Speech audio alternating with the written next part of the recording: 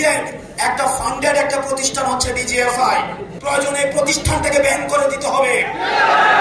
Ban করে দিয়ে সর্বশেষ সবচেয়ে কনসার্নিং বিষয় আমরা দেখেছি গুম খুন হত্যার সাথে কিভাবে রাষ্ট্রীয় এজেন্সিগুলো কিভাবে জড়িত রয়েছে।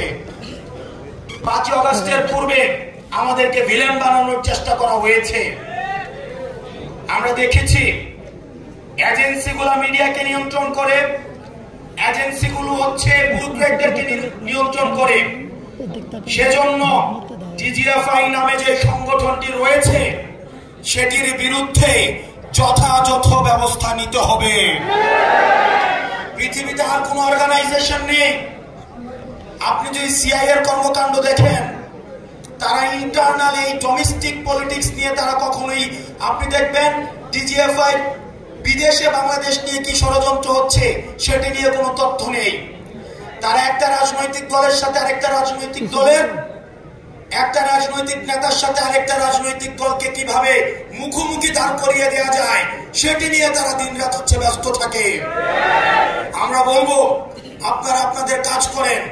এই আনঅডিটেড আপনারা যদি দেখেন ডিজিএফআই এর কিন্তু অর্থ কখনো হিসাব করা হয় না। একটা আনঅডিটেড একটা ফান্ডেড একটা প্রতিষ্ঠান হচ্ছে ডিজিএফআই, এবং সেটাকে দীর্ঘদিন গুম খুন হত্যার সাথে সেটাকে জড়িত করা হয়েছে। দুঃখজনক ভাবে আমরা দেখছি রাষ্ট্রের অনেক বড় বড় কর্তা ব্যক্তিত্ব এখন ডিজিএফআই এর পক্ষে দাঁড়িয়ে যাচ্ছে। আমরা চাই এই প্রতিষ্ঠানটাকে সংস্কার করতে হবে। প্রয়োজনে প্রতিষ্ঠানটাকে ব্যান করে দিতে হবে। ব্যান করে দিয়ে এই মিলিটারি অর্গানাইজেশনকে বাংলাদেশ পন্থী হিসাবে গড়ে তুলতে হবে। কোন দলপন্থী করার কোনো প্রয়োজন নাই। বাংলাদেশের স্বাধীনতা সার্বভৌমত্বের জন্য এই মিলিটারি অর্গানাইজেশনকে আধুনিক যুগোপযোগী, আমাদের 24 দফায় আমরা যেভাবে বলেছি বাংলাদেশ পন্থী একটা মিলিটারি অর্গানাইজেশন আমরা গড়ে তুলব, সেভাবেই গড়ে তুলতে হবে।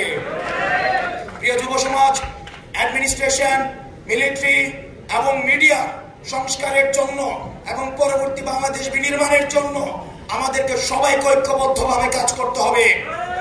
আমরা জানি আমরা সফলভাবে পতন করতে পেরেছি, কিন্তু এখনো পর্যন্ত সফলভাবে রাষ্ট্র গঠন করতে পারি নাই।